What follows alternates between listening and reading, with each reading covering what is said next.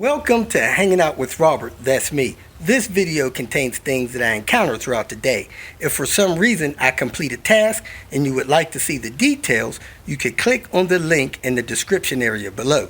This video also contains tips and tricks that I learned throughout the years. I plan on leaving this video accessible for about 30 days. After that, you can view it through my Patreon account. Thank you very much for watching.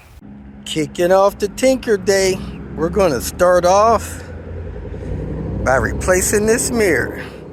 I got a glass from the salvage yard a day or two ago. I didn't realize one of the leaves was broke off of this thing, but hey, that mirror I guess has been destroyed. A lot of stuff is broken off of it, but I'm gonna snap this glass on it and deal with the rest of it later. There you have it, 20 seconds later. Let me move on to my next task of the day. Whoop whoop. Came out here, tested 3 ETMs on this car. 2 of them were flat dead. 1 of them had life, but it had been cannibalized. So we're gonna probably order a rebuilt ETM from Zemodex. Next, I got this T-5R wagon here that I'm going to restore. And I hooked up the battery. The alarm goes off, which I think it has a bad driver's door latch. I experienced that before. And now the fan is blowing. So I'm going to replace the latch. I think I have one in my car there. See if that cures that so I can get this car moved. Hooked up another latch, went to the passenger side, locked and unlocked it, and got me started. So I'm going to go ahead and move this vehicle. Couldn't get the car out of park. I had to force it out of park. Drove like a dream. The engine is so quiet. This engine has less than 15,000 miles on it. Sound like I hear air breathing somewhere, like I got a vacuum leak.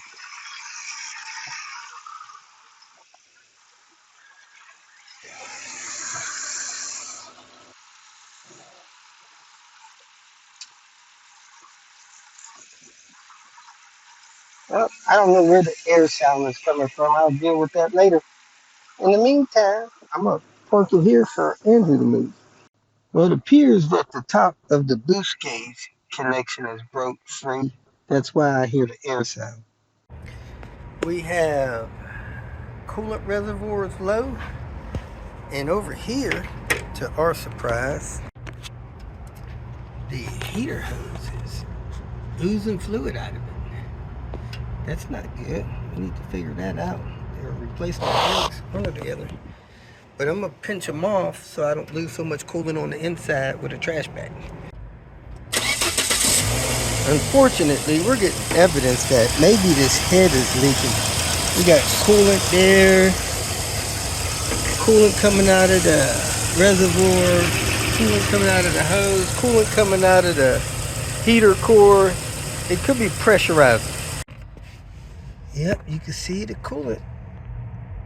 Volvo coolant leaking blue everywhere. October 2015. Yep, this is that old core. Looks like its core is actually not leaking, but the seals were. But heck it, 8 years, time to replace it. I suggest people do it every 10 if it lasts that long. If you feel that this information was useful, please like it and share it with your social media friends. You can subscribe to my channel so that you will get notifications of future videos that I post. You can follow me on Twitter, and if you need to contact me directly, please visit my website. And if you have any questions, leave them below, and someone or myself will reply to them. Again, thank you very much for watching.